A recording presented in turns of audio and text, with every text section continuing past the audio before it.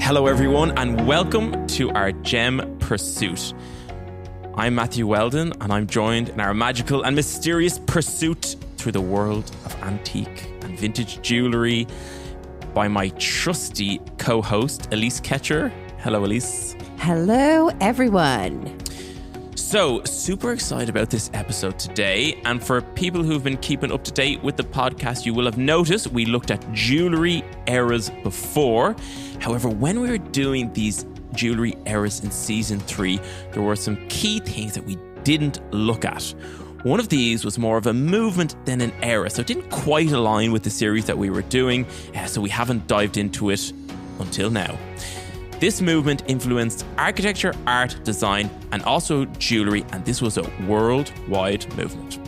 Alyce, what are we talking about here today?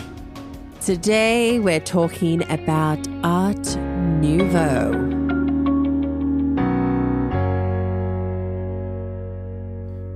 Art Nouveau is something that, you know, if you're in the antique jewellery world, you're going to come across it. It is quite rare, certainly in the very high quality.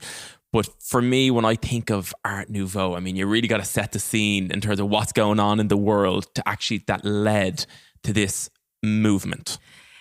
Yeah, it's very interesting to me because when I think about art movements from the past, it's kind of a lot like, you know, something going viral on Instagram or something going viral on social media today, where it's today, you know, because everybody gets information so quickly and it kind of has a fleeting moment and then it's gone.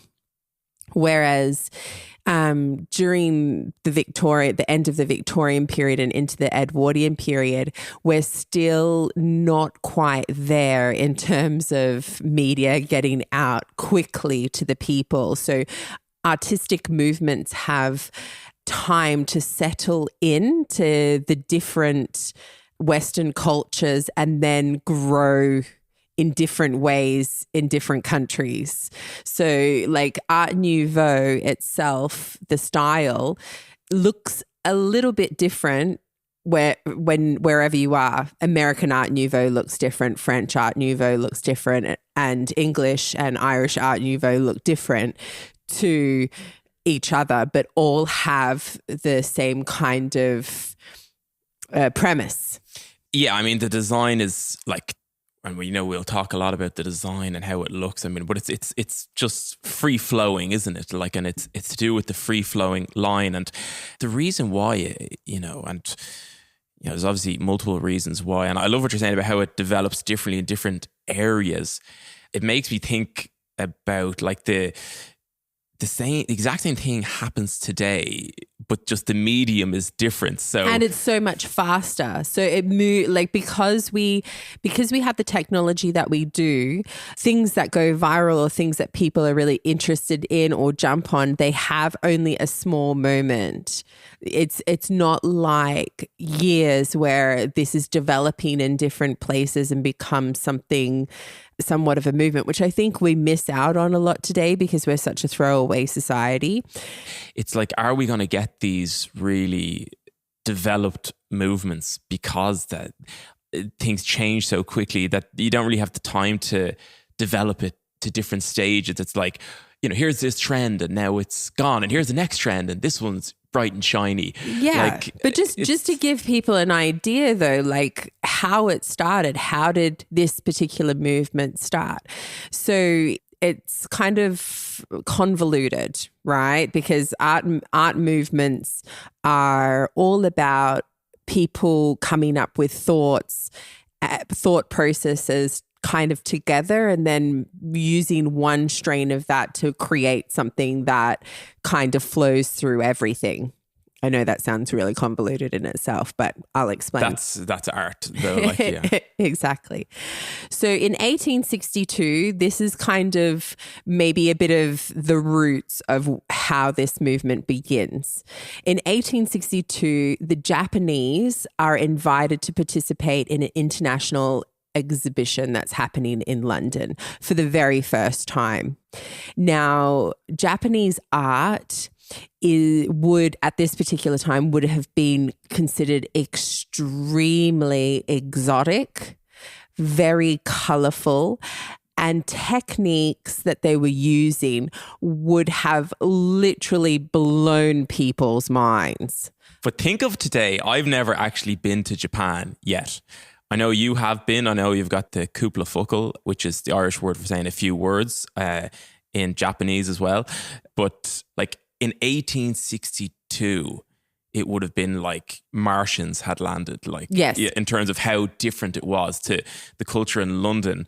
You know, the Japanese prints, the woodcuts, you know, simple yet elegant interpretation of nature. So, and also their interpretation of nature, because we're also talking about landscapes here. So our landscapes are wildly different from each other.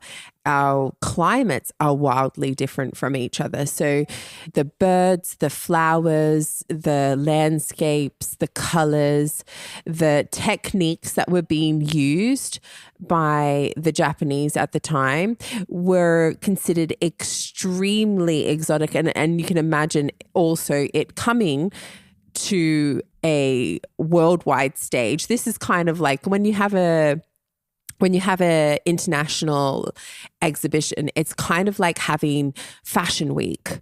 Today, it's like Fashion Week. All of the greatest designers are there. All of the greatest artists are there.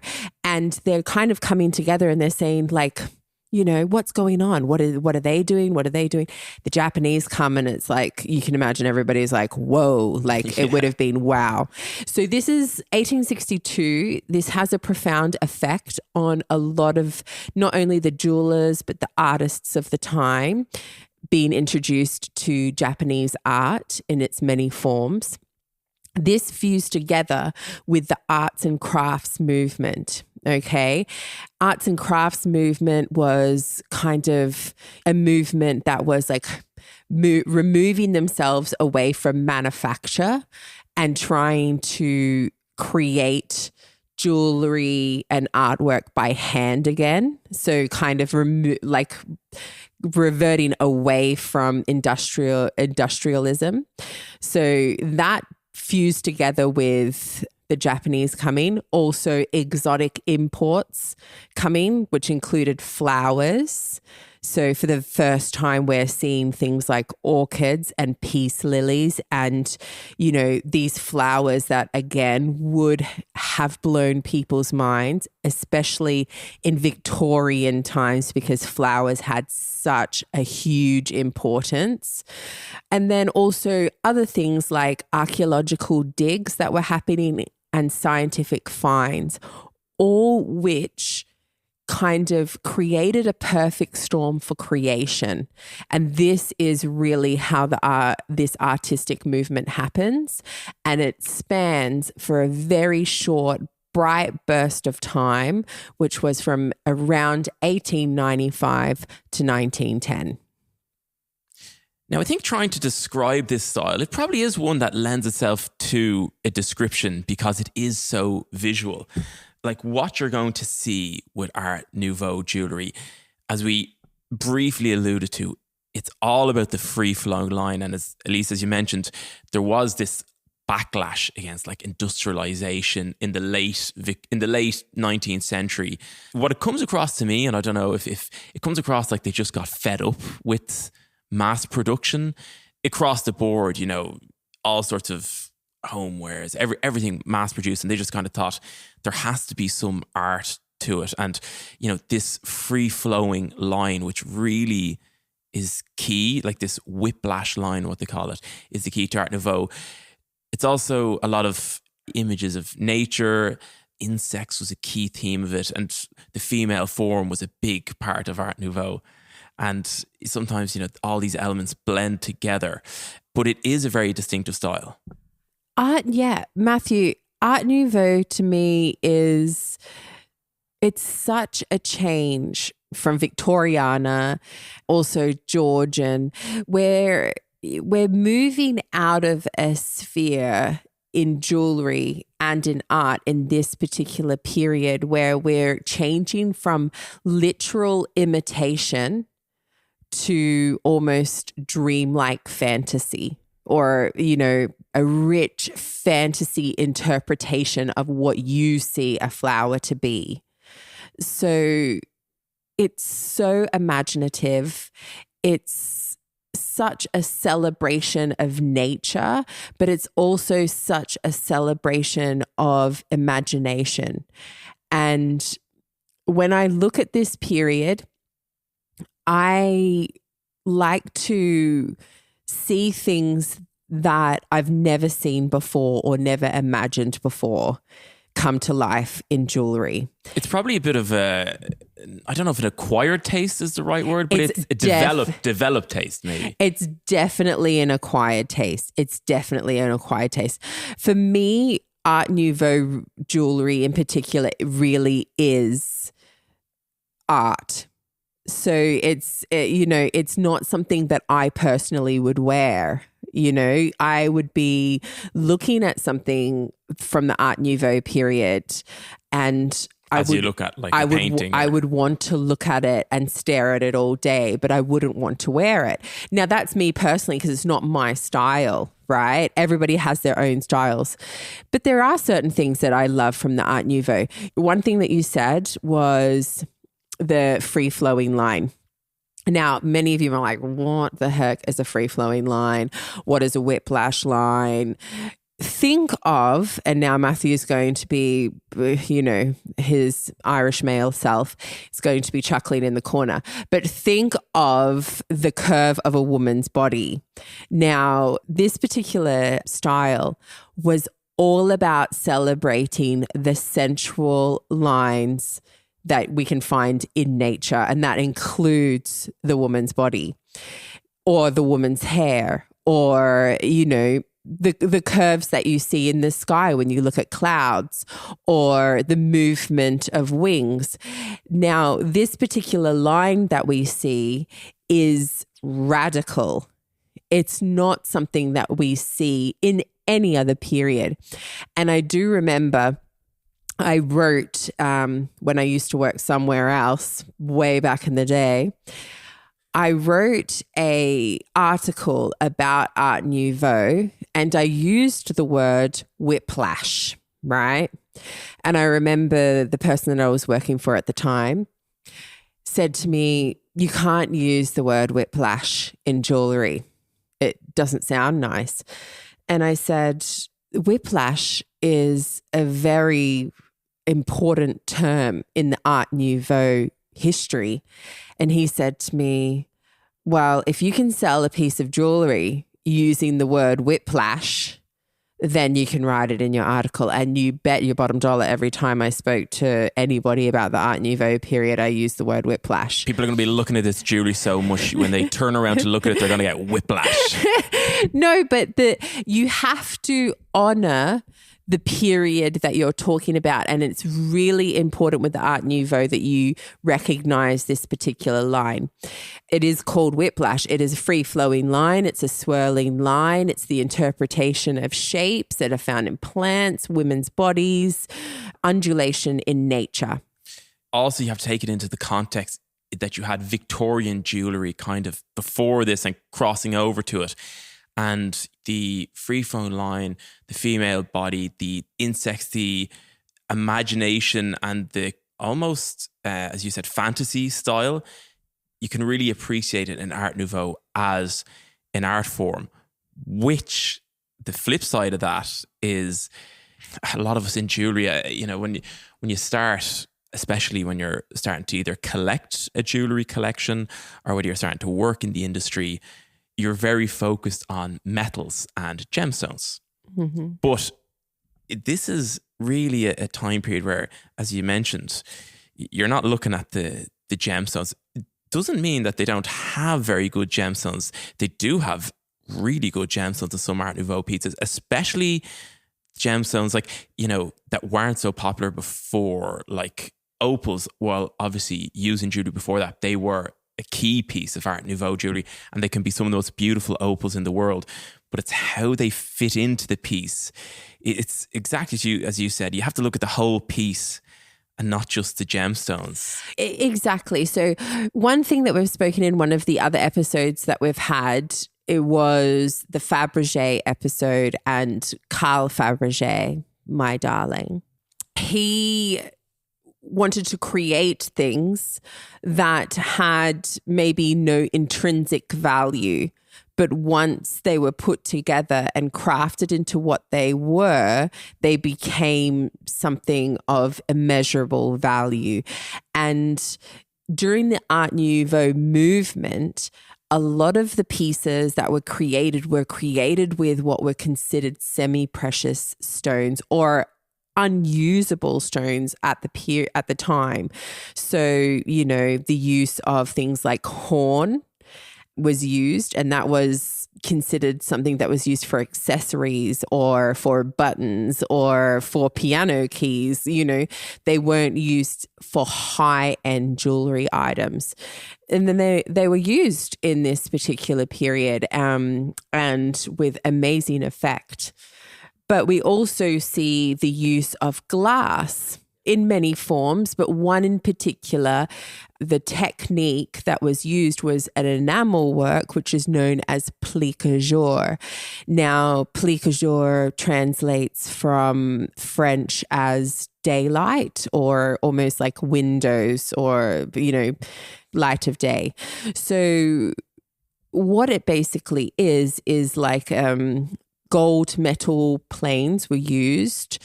And it was almost like the use of stained glass windows, but with gold frames in jewellery. And these were used, this particular technique was used a lot in the Art Nouveau period to create things like wings on dragonflies, which had human bodies, or butterflies with a woman's face, but with an insect's body, and mermaids with incredible scaling tails, or fish with a woman's head. These kinds of things were created, which you look at and you just think, wow, number one, so beautiful to look at. And then when you see them with the light, with the different lights that come through, it just adds another dimension to the jewel. And it really is just so stunning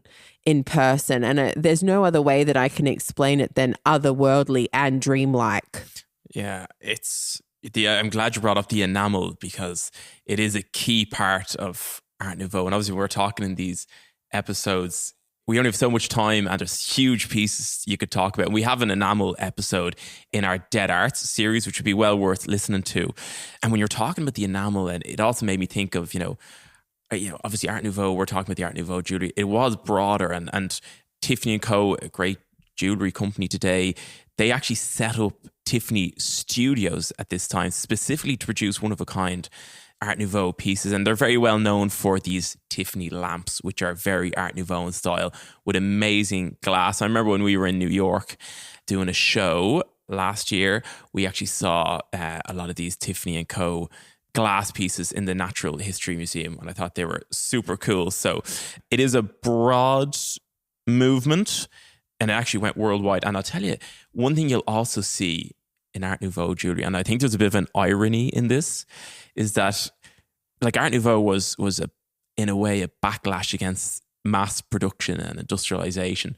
But one of the reasons it actually got so popular is that they could mass produce Art Nouveau medals and little pendants that got sent out and sold all over the world, and actually gave the movement a lot of momentum.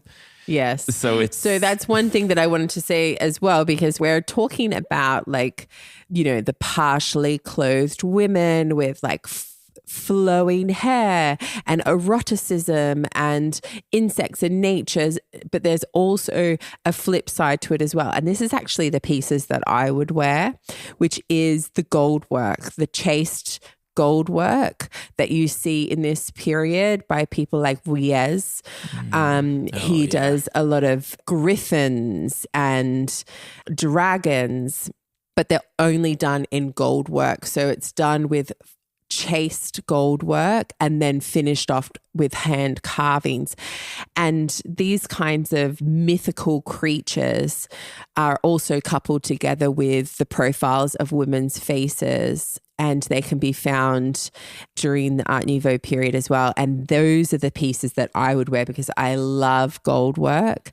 And from a distance, a lot of these Art Nouveau pieces look like they are just natural gold. They don't look like they're, that there's any kind of pattern on them. They look like a nugget of gold that's being drawn from the ground.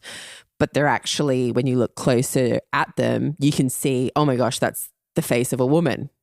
And it's like amazing.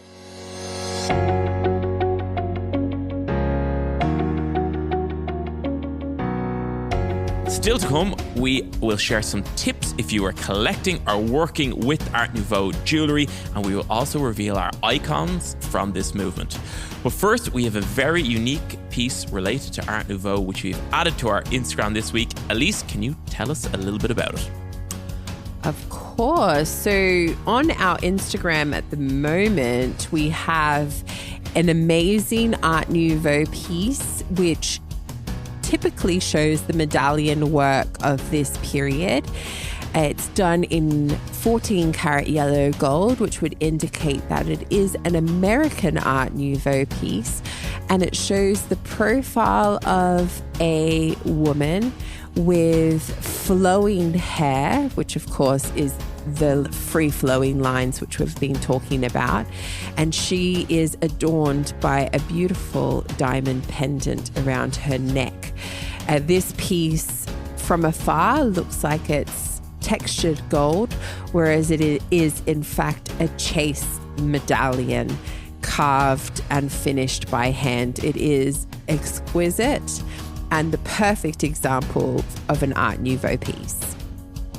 And if you look in the show notes, you will see a link to this piece on our Instagram.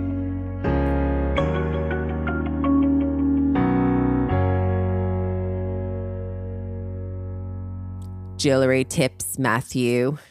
Well, a trade tip that I would give for Art Nouveau, and I really want to, when we're thinking about these tips, or at least when I'm thinking about it, I'm kind of thinking in the day-to-day work that we do, obviously we're antique jewellery dealers. You know, what's the wisdom or the rule of thumb when it comes to Art Nouveau jewellery? And that's what I kind of tried to get across for this. And I think we kind of covered it there a little bit. The first thing I would say is when you're looking at Art Nouveau jewellery, if you're looking to collect or to buy or whatever, or you're working in the trade, first of all, you got to look at it's art. You're assessing art. You're not assessing a jewel per se.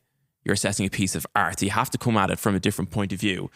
So, I mean, they say Art Nouveau is designed by artisans, created by jewelers. But when I'm thinking, I'm standing there in the shop, and I've seen a few people actually who've listened to our podcast lately and they've called into the shop. Standing in the shop. Yeah, looking around, drinking tea, and a piece of Art Nouveau comes in for sale. What am I thinking? What I'm really thinking, number one, is how you described in great detail, at least, the plique jour enamel. You got to check the enamel is perfect, because I've had a few ones in the past, and we have a really good dealer who we work with, and I love this guy. He's great. He'll buy anything, right? He'll literally buy anything. We won't say his name. Alyce knows who I'm talking about, but he loves Art Nouveau. And I remember he came in with this pendant and had an amazing black opal, and it had all this enamel work around it. Really classic Art Nouveau. And the enamel was completely destroyed. And he was saying, "Oh, I just need to get that repaired."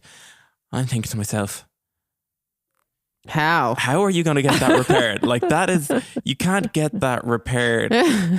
It's like just making it from the start again. So if you see a piece, just check the enamel, because the repair, even if you can get it repaired, it's not the same. I can't agree with you more.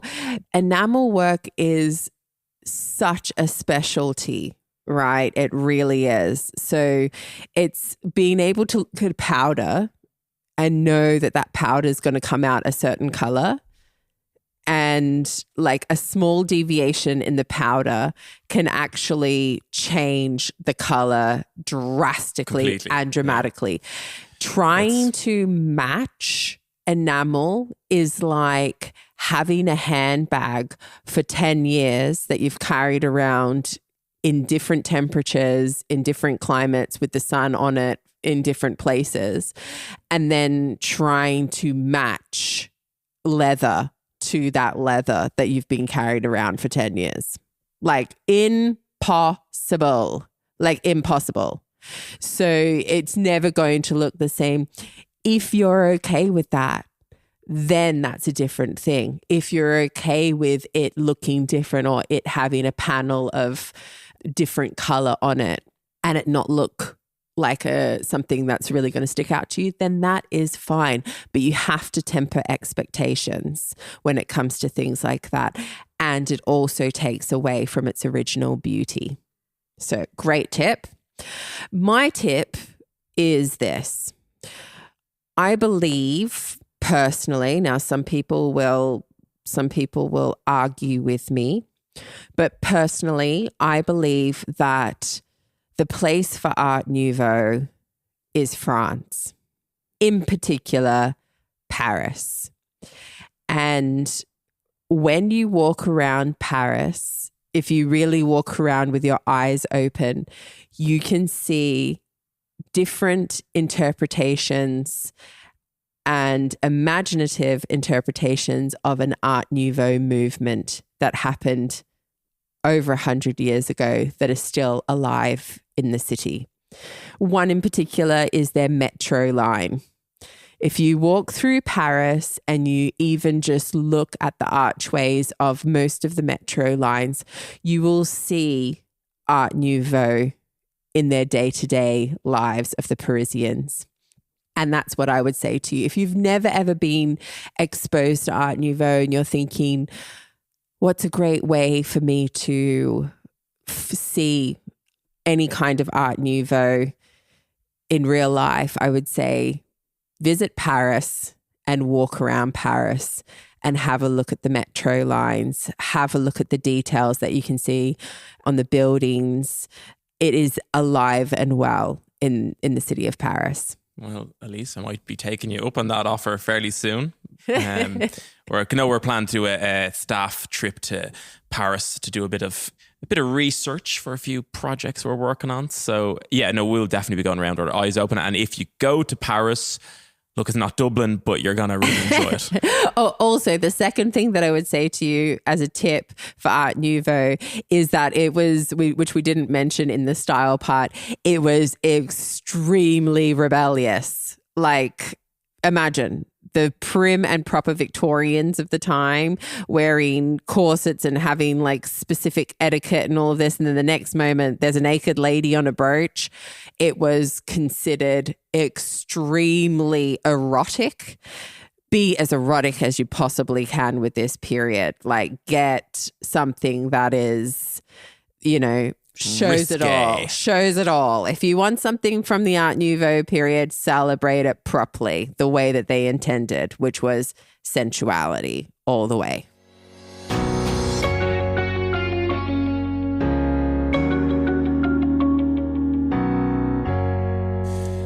Now, our last section on the Art Nouveau period. I hope you're enjoying this episode far. I know I really am, because I think the more you read about jewellery and the more that you look at it and study it and collect it, you start to appreciate this more and more. I actually find myself, the longer I'm in the jewellery business, which is most of my life in some respects, I just gravitate to it more and more. I like all the different eras and movements, but Art Nouveau has a special place in my heart. But we're going to pick an icon from the era. I'm going with Fouquet. Who are you going with, Alyce? No, if you're saying Fouquet, then you have to go and tell everybody everything about Fouquet first, and then I can tell you about mine, so I can blow you out of the water. Probably true, but okay, well, Fouquet, let's talk about Fouquet. He is a French Art Nouveau jeweler, and to actually predate the Art Nouveau as well. turned to a lot of Renaissance revival style initially in the 1870s and 80s, and this is a multi-generational business. First of all, it was set up by Alphonsus Fouquet, who was born in 1828, and he apprenticed as a jeweler apprenticeship. And in those days, the old labor laws weren't what they were today, and I think this is important to know that, in France at this stage, as an apprentice, and I'm kind of conflicted because although he chose to go into this, Julia, it was very tough conditions. They had to work typically 14 to 20 hours a day, unbearable living conditions. There was some physical abuse, but in the end, this led to him being one of the top jewelers of a generation, right? So it's... I mean, no, I totally understand what you're saying. And, I have spoken with even jewelers from like the 1960s who grew up in the industry in the 1960s and 70s, completely different workplaces to what we see today, for sure. And did have a lot of what we would consider questionable practices today, which created a very disciplined skill. This is the thing, super disciplined skill. So can we still have those disciplined skills today without extreme environment? Without the controlled pressure that was placed upon these artisans? I don't think we can ever know, because the problem is today is that we don't even attempt to revive these skills because we have machines that can do jobs quicker. So, it's interesting, it's strange, and it's also, I don't think, something that we can prove. But this is like the Art Nouveau movement. It's kind of happening again today in a way. Like, what's really popular today in all the like microbreweries, artisan breads, like, yes. In the jewelry world, antique jewelry is a growing area because people like the handmade elements of it, the fact that it's unique, it's crafted with skill, it's not mass produced. And I kind of feel like we could be in sort of a similar movement again after the industrialization and mass production of like the 90s and early 2000s. So, but we could have a whole podcast episode on that. I know. But anyway, let's just say that he definitely worked in a very tough apprenticeship, but he was naturally very talented artist, which separated him from the work, because this is again the father, Alphonsus Fouquet, while he was working, he realized that, in this production job or manufacturing job, it was very low paying and he couldn't really make a huge difference. But he got his big break in 1847, where he got a position at a jewelry firm called Pinard, who was a big jewelry house at that time. The reason he got that is because they saw his designs, his jewelry sketches, and he learned from that it was the design that was key. And again, we're talking about Art Nouveau, it's design and then almost production after. So the next big step in the Fouquet family tree in history was his son coming into the business. His son came into the business in 1895, and he was called Georges Fouquet. Now, when you're looking at Fouquet jewellery, sometimes it's actually hard to tell who made it, whether it was the son or the father, because we actually have an Art Deco piece. When you think of if Georges Fouquet came into business in 1895, the piece we have is probably 1920s, but it's actually got Alphonsus's hallmark on it. And this is literally like just because around the workshop, they're like, oh, we gotta put our stamp on this. And they just had like an old stamp. It's like, oh, that's Alphonsus. We'll just use that. So, but it's definitely Georges. It's definitely his piece because of the timeline for it.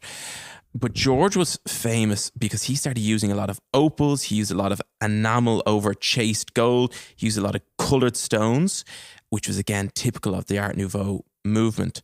Charles de Rossier also joined Fouquet around this time, and he was key in their design as well. A thing we'll like to hear about Fouquet as well, they were actually credited with introducing the female form into jewellery. So, we'll thank them for that. No, but they were key in that. Another thing is, and what I really love about them, and you can actually see this picture, and we'll put a link to it in these show notes, is, as we said, Art Nouveau wasn't just the jewellery, it was also the entire movement. There's a picture of their store, which you can Google and look at online. It was designed by Alphonsus Mucha, who was a name synonymous with the Art Nouveau movement in around 1900.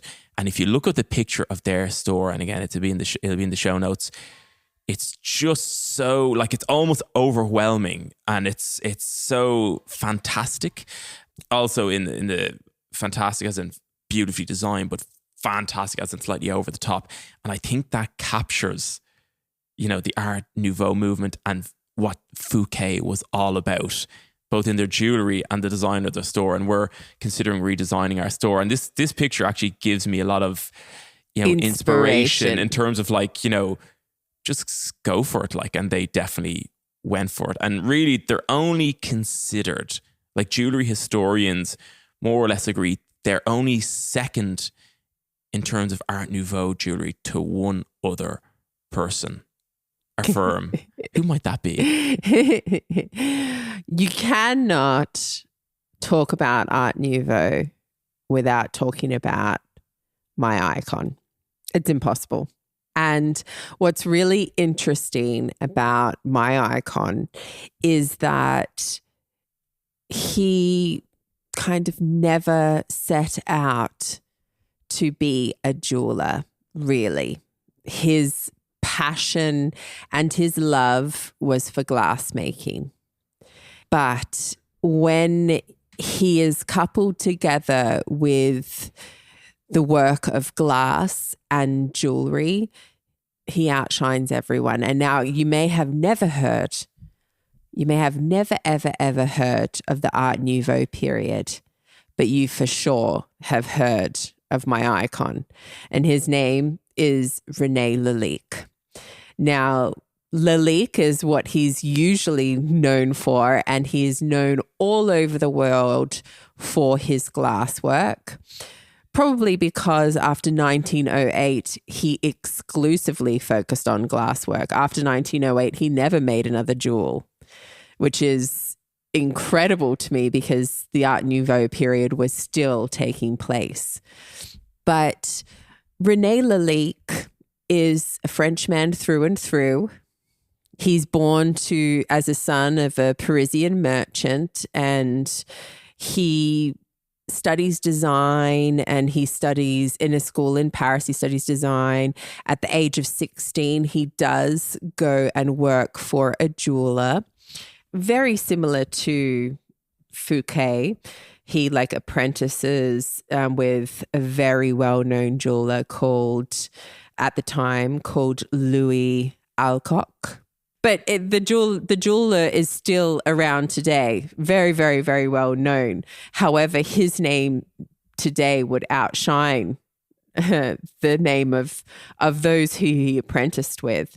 He also goes to England, where he spends time learning at Sydenham College, and he enters numerous competitions while he's over there and wins. He returns to Paris in 1880. And then in 1884, Lalique exhibits his own jewels for the first time in the Louvre. Now, imagine that, 1884, you exhibit your own jewels in the Louvre. This, for a Frenchman, would have been the peak of his career. Moment, yeah. A peak a feather in his cap for sure. He also has a muse, an actress.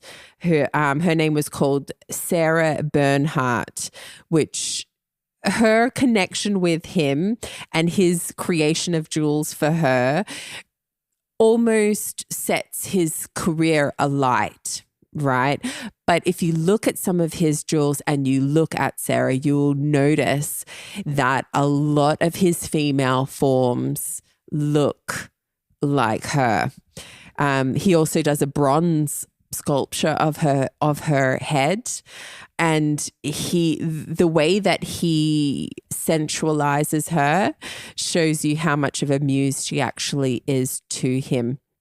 Now, most notably, what I want to say about Lalique is his mixture of fantasy with human form. We've spoken in previous episodes about the dragonfly brooch, very Lalique piece, which also is a national treasure of the world. I wouldn't just say of France, but of the world. It's a national treasure for us all. The plique jour that he was able to create was envied by jewelers all over the world. And I don't think anybody has ever been able to replicate it. This was a perfect fusion of someone who had glass as their second nature and then was a trained jeweler, but also an artist. And that kind of coming together created something that was just inspired. It's not something that we can see visually today in anybody else. Like, it's impossible for all of those elements and all of these skills to come together to create what he created. And this is why he's so special. And I think he burnt himself out, to be honest. After, 1884 to 1908, he created some really inspirational pieces that we look at today and we go, oh, wow, so beautiful. But the elements in each of them, the crafting of not only the jewelry elements of it, and then trying to make the glass work within it. So the enamel work within it, look beautiful, and then create carved sculptures of women out of bone or other materials, and then finish it off with another type of enamel work, because he used a lot of cloisonné enamel as well, which is almost like little cells that are, you dig into the gold and make a little area for the glasswork to sit, and then you put the enamel glasswork in it and it's fired separately. So doing all of those elements, I think he burnt himself out, but what he created was the real peak and pinnacle of this period. And there's no other way to put it. He outshines the period. He is the period. And for anybody who wants to see his work, there is a museum, a Lalique museum. And of course, in France, there are a few pieces, obviously, in the Louvre, and other museums scattered around Paris that you can go and see as well. And of course, private collections, having a piece of his is like having the cherry on top. Well, what a movement, what a time period for jewellery. And I think it was just, there's some of the most incredible pieces that you're going to come across from the Art Nouveau era or movement. On that note, we are going to wrap up this episode about the Art Nouveau movement here. First of all, I'd like to say thank you for everyone who's listening. I really hope you enjoyed the show. Remember that we have notes on what we spoke about with links and anything else you might need in the description area of this podcast. And if you're enjoying the show, if you get a chance, we'd really appreciate a review. It just helps our podcast get seen, and the more it gets seen, the more time and effort we can put into doing more episodes and getting more research and guests on board. So we would really appreciate that if you get the chance. My thanks, as always, of course, to my trusty co-host, Alyce Ketcher. Alyce, thank you very much for today. Thanks, everyone, for listening. And of course, thank you to our podcast producer, dustpod.io. Until the next time, from me, your host, Matthew Weldon. See you all very soon.